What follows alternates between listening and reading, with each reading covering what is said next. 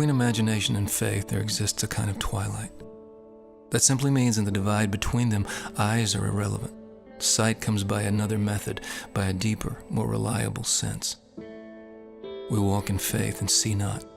2 Corinthians 5:7, Tyndale, New Testament. As Tyndale crosses the narrow seas to Germany and to the other side of his life, he is traveling somewhat blind into his future. He is alone, but life has prepared him to be alone. He has always been alone. And though exile cannot help but have some government over his thoughts, we may gather from what little we have seen of him that he is self-possessed. As a friend, loyal. Attachments are not uncommon. William Tyndale is a force of English refashioning and reimagining, scrapping its way, as it was, out of the Middle Ages. An old world is dismantling, and that makes him a threat. Even he knows this. He hopes to remain hidden under the cover of obscurity, and for at least one long productive season, this will work for him. The way before him is not clear, and all he takes with him is the hope of his English translation. We may imagine him having translated much of the scripture before leaving England.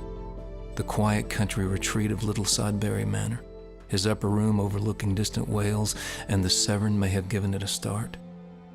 Or a garret in Monmouth's London home. An English scripture is his only distraction, the only lash that drives him.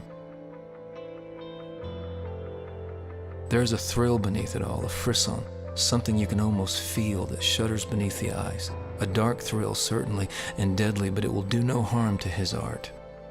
The conditions actually liberate him and work in his favor. Of course, he doesn't know he will never see England again, or that in little more than a decade he will be dead. But every day he lives with that possibility. He is pew fellow with death. He knows nothing. Everything he does now is by a faith that eclipses all of life, which overwhelms it and infuses his work. We will see the result in his writing. He lives by a fine nerve, one that heightens everything around him, that enhances life. And no artist can leave these things undone or without expression.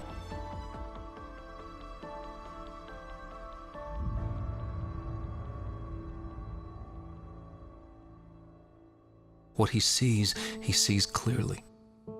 What he hears, he articulates clearly, precisely, with an all-or-nothing kind of resolve. And England is never so sure to him as she is in his absence from her.